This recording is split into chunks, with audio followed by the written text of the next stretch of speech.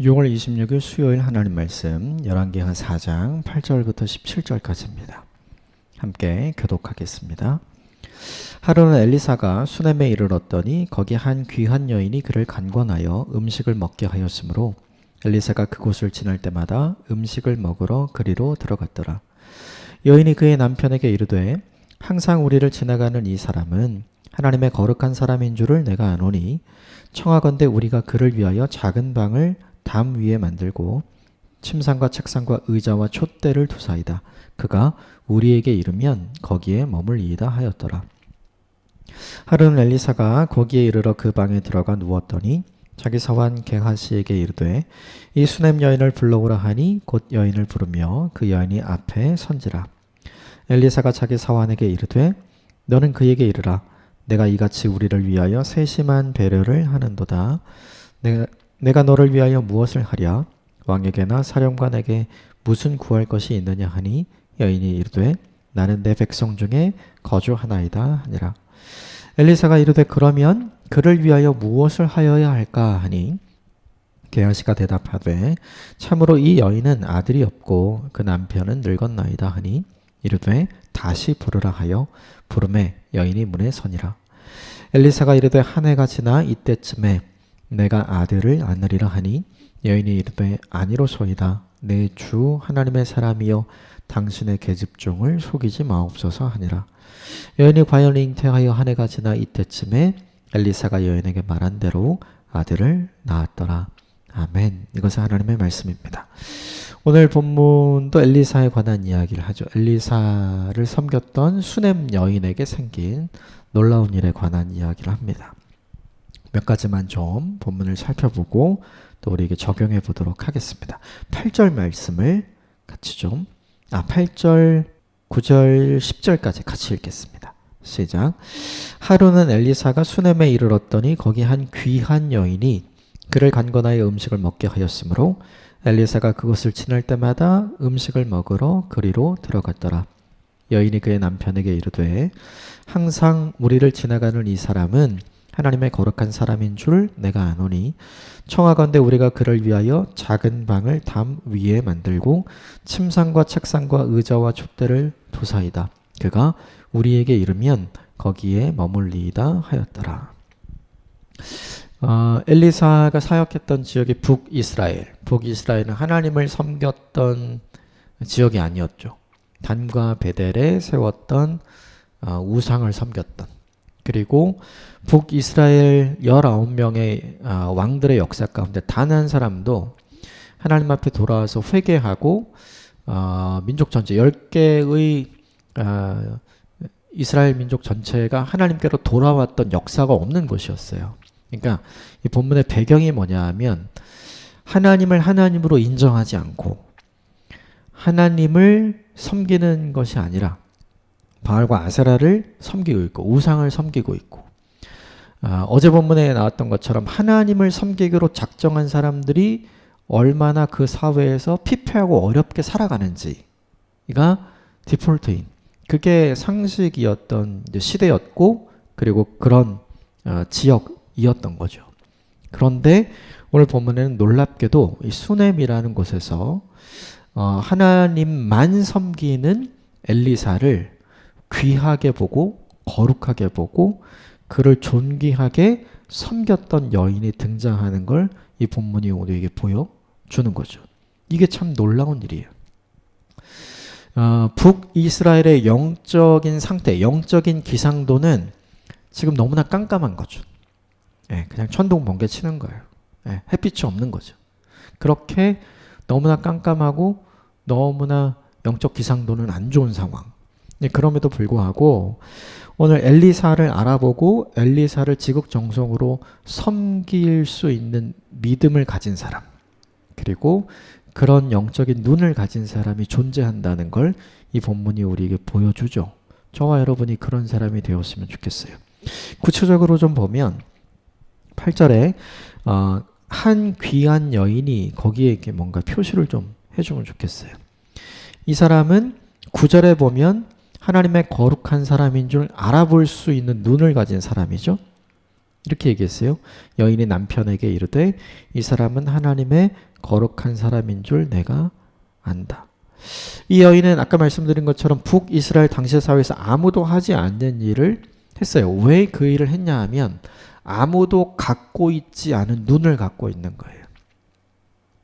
아무도 엘리사를 하나님의 거룩한 사람으로, 하나님을 섬기는 사람으로, 하나님을 사랑하는 사람으로 봐주지 않았어요. 그리고 그를 인정해주지 않았죠. 어제 본문에 이 엘리사의 제자들 너무나 곤고하고 너무나 피폐한 삶을 사는 걸 보면 아무도 그들을 돌보거나 아무도 그를 섬기지 않는 거죠.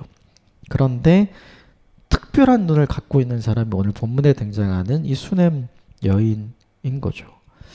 아무도 갖고 있지 않는 믿음의 눈을 이 여인은 갖고 있었어요. 그래서 믿음의 사람을 알아보고 그 믿음의 사람을 섬기죠. 이런 사람을 오늘 엘리야가 뭐라고 불렀냐면 한 귀한 여인이라고 불러요. 아마 이 본문에 등장하는 이 귀한 여인은 아마도 그 당시 북이스라엘 사회에서 이 수넴에서 상당한 재력과 영향력을 가진 사람이었을 거예요. 그러니까 돈이 많은 사람, 권력이 있는 사람. 그런 뜻에서 귀한 사람이라고 썼을 거예요. 그런데 저는 이 본문을 보면서 조금 다른 생각을 하게 돼요. 뭐냐면 우리는 다 누군가가 대접해서 대접을 받으면 우리가 귀한 사람 된다고 생각하잖아요. 누군가가 나를 대접해주면 내가 귀한 사람 되는 거잖아요. 그런데 오늘 본문은 이렇게 얘기했어요. 대접을 받는 사람은 엘리야고 대접을 하는 사람은 이 수넴 여인이에요. 그런데 엘리야는 뭐라고 얘기했냐면 이 수넴 여인을 귀한 사람이라고 얘기한 거죠. 저는 이 부분이 제 눈에 확 들어와요. 많다고, 권력 많다고, 돈 많다고 다 이거 하는 거 아니거든요. 믿음의 사람을 믿음의 사람으로 볼 수 있는 눈. 다시 말하면 이 여인도 믿음을 갖고 있는 거죠. 아무도 믿음 갖지 않았어요. 그런데 그 속에서 믿음을 가지고 홀로 믿음을 지키고 있는 이 여인이 얼마나 하나님이 귀하게 보시는가. 이걸 이 본문이 드러내 주는 거죠. 스스로 귀한 사람 되기를 원하는 사람이 있어요. 그래서 어딜 가든지 대접받고 싶어 하는 사람. 그런데 이 본문이 우리에게 보여주는 건 반대예요. 엘리사를 귀한 사람으로 알아보고 열심히 최선을 다해서 섬기잖아요. 그러니까 하나님께서 엘리사를 통해 이 여인을 귀한 여인으로 봐주시고 여겨주시는 거죠. 우리는 이렇게 생각해요. 어떤 사람이 성공한 인생인가? 귀한 대접을 받는 사람이 성공한 인생이다. 이렇게 생각해요. 그런데 영적인 측면에서 하나님 나라의 측면에서 보면 조금 달라요. 귀한 대접을 받는 것이 귀한 사람 되는 것이 아니라 하나님의 사람을 볼 줄 알고 거룩한 사람을 볼 줄 알고 귀한 섬김을 감당할 수 있는 사람이 하나님 보시기에 귀한 사람이 되는 것이죠. 저는 이 눈이 저와 여러분에게 있게 되기를 주님의 이름으로 축복합니다. 그래서 예수님은 이런 눈을 가진 사람을 칭찬했던 것 같아요. 아무나 이런 눈을 갖고 있지 않기 때문에. 그래서 예수님이 이렇게 말씀하시죠. 지극히 작은 자에게 물 한 그릇 준 것이 곧 나에게 준 거다. 지극히 작은 사람을 귀한 예수님으로 볼 수 있는 눈을 갖지 않으면 그거 아무도 못하거든요. 그런데 지극히 작은 자를 하나님이 내게 보내주신 하나님의 사람이라고 생각할 수 있는 생각과 볼 수 있는 눈을 가졌을 때 그가 정말 하나님 앞에서 얼마나 존귀한 사람인지를 보여주는 거거든요. 저와 여러분이 이 사람이 되었으면 좋겠습니다. 자리 높아지려고 하지 말고 많이 가지려고 하지 말고 그거 없어도 사람을 귀하게 대할 줄 아는 사람이 되십시다. 그러면 하나님이 그를 존귀하게 여겨 주시는 거예요. 결국 이 대접을 받으면서 엘리사에게 고맙고 감사한 마음이 생겼던 것 같아요. 그래서 엘리사가 자기의 사환 게하시야에게 수넴 여인을 불러와라. 우리를 정성스럽게 대접해준 이 여인에게 내가 뭐라도 갚아야 되겠다 생각을 한 것 같아요. 그래서 이 여인을 불러서 대화를 시작을 합니다. 13절 같이 읽어볼까요? 시작. 엘리사가 자기 사환에게 이르되 너는 그에게 이르라 내가 이같이 우리를 위하여 세심한 배려를 하는도다. 내가 너를 위하여 무엇을 하랴? 왕에게나 사령관에게 무슨 구할 것이 있느냐 하니 여인이 이르되 나는 내 백성 중에 거주하나이다 하니라. 엘리사가 여인을 불러와서 앞에 두고 게하시를 통해서 말을 전달하는 거예요. 우리를 세심하게 배려해줘서 너무나 고맙다. 내가 당신에게 이 은혜를 갚고 싶다. 엘리사의 마음에 그런 마음이 들었던 거죠. 그래서 무엇을 하기를 원하느냐, 뭐에게 해줄 것이 무엇이 있겠느냐, 뭐 필요한 거 없냐, 지금 이렇게 물어본 거죠. 그러자 이 여인이 이렇게 대답했어요. 13절 제일 마지막에 보면 나는 내 백성 중에 거주하나이다. 나는 내 백성 중에 그냥 평범하게 살아가는 사람입니다. 간접적으로 얘기한 거죠. 사실 말하자면 나는 아무것도 필요한 것이 없습니다. 이걸 보면 이 여인의 지속적인 엘리사의 섬김, 한 번 섬긴 게 아니라 엘리사가 계속해서 이곳에 올 때마다 엘리사를 재워주고 또 엘리사에게 먹을 것을 주고 엘리사가 쉴 수 있고 또 하나님 말씀을 연구할 수 있도록 공간을 제공하고 모든 걸 다 제공했잖아요. 이 멈춤이 없는 이 여인의 섬김은 목적이 있는 섬김이 아니었어요. 내가 이 사람하고 친해지고 내가 이 사람을 잘 섬기면 이 사람이 나에게 이런 걸 해줄 수 있을 거다. 우린 보통 이런 걸 투자라고 부르잖아요. 네. 그러니까 이 여인은 엘리사에게 투자한 게 아니죠. 그냥 진심으로 자원하는 마음으로 섬긴 거예요. 우리 본문이 우리에게 보여주는 게 뭐냐면 사람은 모두 다 부채의식이라는 게 있어요. 그래서 내가 하나 받으면 내가 하나 줘야 될 것 같은 마음이 있죠. 그래서 사기꾼들이 이런 걸 많이 사용하죠. 무언가를 아낌없이 주는 척하면서 그가 부채의식을 가질 때쯤 무언가를 요구해서 무언가를 뜯어내고 얻어내는 방식을 사용하잖아요. 그런데 하나님은 그런 것에 반응하는 존재가 아니라는 걸 이 본문이 우리에게 보여주죠. 엘리사도 알았어요. 이 여인이 왜 이렇게 한결같이 변함없이 계속적으로 나를 섬기는가. 아낌없이 목적 없이 나를 섬기는 사람이라는 걸 지금 엘리사가 확인하고 있는 거죠. 하나님이 어떤 사람에게 반응하는가, 이게 굉장히 중요하죠. 예수님의 제자들은 사실은 예수님께 헌신한 사람처럼 보이지만 왜 예수님께 헌신했냐 하면 저분이 하나님이 보내주신 다윗과 같은 메시아다라는 확신이 있었기 때문이죠. 그래서 예수님께서 하나님이 자신을 이 땅에 보내신 십자가 이야기를 할 때 제자들은 다 불편해 했어요. 예수님 그러시면 안 된다고, 죽으시면 안 된다고. 베드로는 성질을 내잖아요. 예수님이 죽으면 자기들의 목표와 자기들의 꿈이 사라지는 거거든요. 예수님이 예루살렘에 가서 왕이 되셔야 자기들의 인생 역전이 되는 거니까. 그래서 예수님은 항상 순한 고지를 제자들에게 하지만 제자들은 그것을 기뻐하지 않고 잊어요. 기억하지 않습니다. 그 본문을 이렇게 신약 성경에 등장하는 그 이야기를 쭉 살펴보면 제자들은 예수님께 헌신한 것이 아니라 자기 인생을 투자한 거죠. 네. 그런데 이것이 얼마나 잘못되었는가를 예수님 공생애를 통해서 보여주고 그것을 고쳐 주시는 거죠. 세상은 심지어 예수님과 가장 가까이 있던 사람들도 어땠냐면 투자했어요. 근데 우리가 그렇지 않은가 생각해 봐야 돼요. 내가 하나님께 요거 더 헌신해서 드리면 내가 이것 받아낼 수 있지 않을까? 내가 이 시간을 더 드리면 내가 이렇게 좋은 것을 얻어낼 수 있지 않을까? 내가 이렇게 헌신하고 내가 이렇게 헌금하고 내가 이렇게 봉사하면 하나님이 내가 원하는 것을 내가 원하는 때에 더 아름답고 좋은 방식으로 내게 허락해 주시지 않을까? 우린 그런 생각을 하는 거죠. 그런데 하나님은 그것에 반응하는 분이 아니에요. 하나님은 진심에 반응하시는 분이죠. 하나님은 우리에게 이용당하시는 분이 아니에요. 그런데 우리는 그렇게 하나님을 이용하려고 하는 거죠. 오늘 이 여인의 자원하는 헌신, 오늘 이 여인의 진심 어린 마음, 이것이 엘리야를 다시 감동하게 만들어요. 그래서 아무것도 필요 없다 이렇게 이야기하니까 엘리사가 이렇게 얘기합니다. 여러분 14절 같이 읽읍시다. 시작. 엘리사가 이르되 그러면 그를 위하여 무엇을 하여야 할까 하니 게하시가 대답하되 참으로 이 여인은 아들이 없고 그 남편은 늙었나이다. 엘리사가 나 필요 없어요. 괜찮아요. 이렇게 얘기하고 이 여인 돌아가거든요. 근데 엘리사가 계속 고민하는 거예요. 이 여자를 위해서 어떻게 은혜를 갚아야 될까? 이 여인을 위해서 내가 뭐라도 할 수 있을까? 이 여인의 섬김, 이 여인의 진심, 이것에 감동받은 거죠. 여러분, 하나님이 이 방식으로 우리에게 감동받으시는 거예요. 우리는 다 이렇게 생각을 하는 거죠. 내가 이것 열심히 하는 걸 하나님이 좀 봐주시면 좋겠다.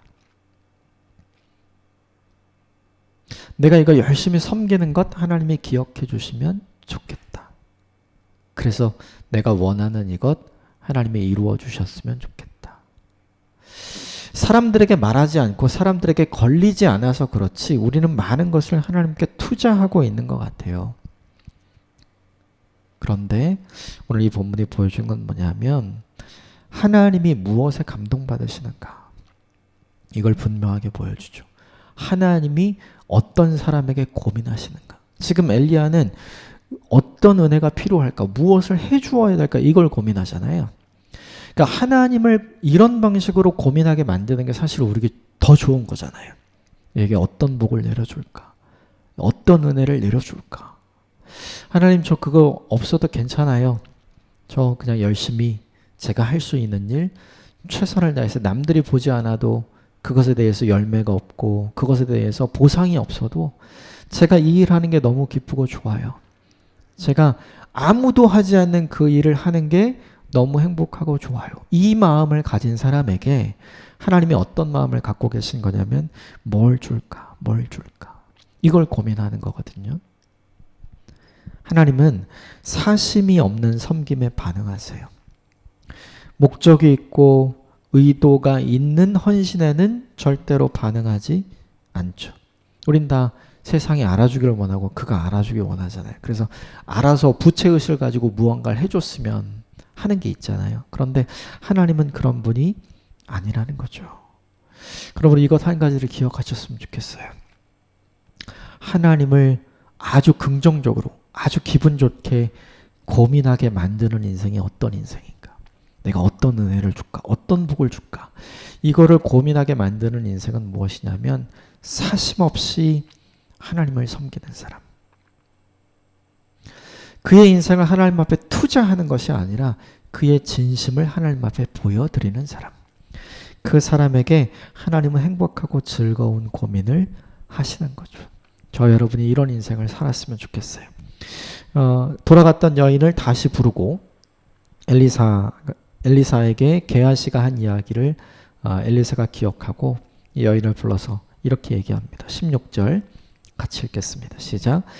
엘리사가 이르되 한 해가 지나 이때쯤에 내가 아들을 안으리라 하니 여인이 이르되 아니로소이다. 내 주 하나님의 사람이여 당신의 계집종을 속이지 마옵소서. 엘리사가 다시 불러서 너에게 이런 아픔이 있지? 자녀가 없는 아픔. 하나님이 그걸 갚아주실 것이다. 이렇게 이야기를 하는 거죠. 사실 이 문제는 이 여인에게는 인생의 아픔이었죠. 오랜 결혼 생활에도 이 본문에 그의 남편이 늙었다고 이렇게 이야기를 한 거 보면 오랫동안 결혼 생활을 유지했고 얼마나 노력을 했을까요? 그런데 결국 아이가 생기지 않았던 거죠. 그런데 이 시대에 하나님이 자녀를 주시지 않는 것은 단순히 내 인생에 자녀가 없다는 의미가 아니라 하나님께서 내게 복을 주시지 않았다. 또 하나님과 내가 풀리지 않은 문제가 있다. 사람들은 이렇게 생각을 했거든요. 그러니까 이 여인의 입장에서 자녀가 없는 것은 하나님이 나와 함께 하시지 않는 증거이고 하나님이 나를 기뻐하시지 않는 증거이고 내가 하나님 앞에서 풀어야 할 무언가가 있다고 생각할 수밖에 없는 상황이었던 거죠. 그럼 이 여인이 했던 게 뭘까요? 얼마나 많이 회개했을까요? 또 얼마나 많이 기도했을까요? 그리고 또 얼마나 많이 실망을 했을까요? 아무리 해도 안 되는 거잖아요. 얼마나 많이 낙심했을까? 근데 너무 이 본문이 중요한 게 그럼에도 불구하고 이 여인은 뭘 갖고 있어요? 믿음을 갖고 있죠.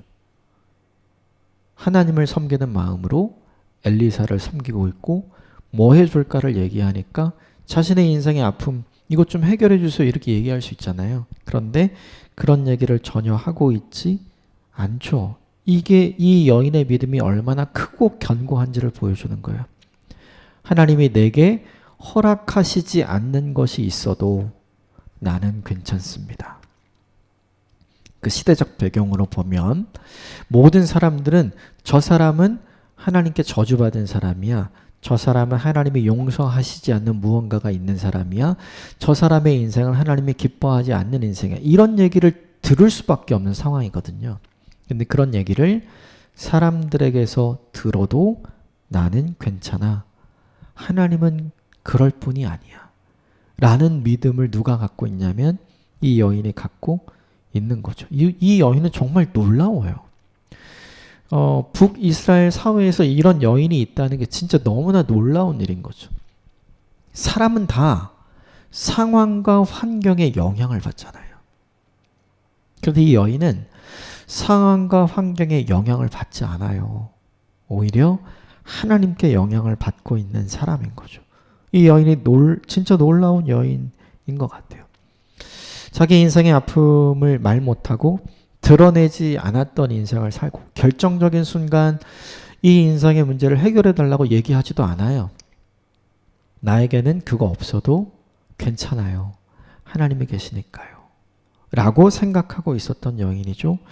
이 여인의 믿음이 얼마나 크고 견고하고 깊고 단단한지 모르겠어요. 이 여인이 이야기합니다. 나 안 된다는 거 압니다. 그런 말로 나를 위로할 필요 없습니다. 나에게 속이지 않으셔도 됩니다. 그냥 나를 위로하는 말이라면 그런 얘기 안 해도 괜찮습니다. 이런 얘기를 하죠. 그런데 그 이야기를 하고 나서 마지막 17절 같이 읽읍시다. 시작. 이 여인이 과연 잉태하여 한 해가 지나 이때쯤에 엘리사가 여인에게 말한 대로 아들을 낳았더라. 하나님이 말씀하신 대로 이 여인의 인생 문제가 해결되었죠. 되게 중요한 게 이 여인의 인생 문제를 해결할 목적으로 엘리사에게 접근해서 엘리사를 섬긴 건가요? 그렇지 않죠. 사심 없이 깨끗한 마음으로 이유 없이 목적 없이 하나님의 사람이었던 엘리사를 섬겼어요. 그랬더니 얻은 복이 뭐냐 하면 이 여인의 인생 문제가 해결되는 거죠. 이게 되게 중요한 것 하나 있어요. 내 인생에 문제가 생기면 하나님 찾아야죠. 그렇죠? 그래야 내 인생의 문제를 하나님께서 다루어 주시니까요. 그런데 되게 중요한 건 내 인생을 해결할 목적으로 하나님을 찾는 것보다는 내 인생에 문제가 있어도 괜찮아요. 그럼에도 불구하고 나는 하나님을 사랑해요. 그럼에도 불구하고 나는 하나님께 헌신할래요. 그럼에도 불구하고 나는 하나님을 섬길래요 라는 이 태도가 얼마나 더 큰 은혜와 복을 불러오는지 몰라요. 이 여인이 갖고 있는 태도가 그런 거죠. 내 인생의 문제를 해결하는 게 복이 아니라 하나님을 하나님으로 볼 줄 아는 눈, 하나님을 사심없이 섬길 수 있는 믿음을 가진 게 복이에요. 그런 사람에게 인생의 문제를 하나님이 해결해 주시고 이건 그냥 덤인 거죠. 이 두 가지 은혜와 복을 누리는 저와 여러분이 되기를 주님으로 축복합니다. 내 인생의 문제가 해결되는 것도 복이지만 그 문제를 해결해 주시는 하나님을 가까이 하는 건 더 큰 복이에요. 이 복이 저와 여러분에게 있게 되기를 주님의 이름으로 축복합니다. 함께 기도하겠습니다.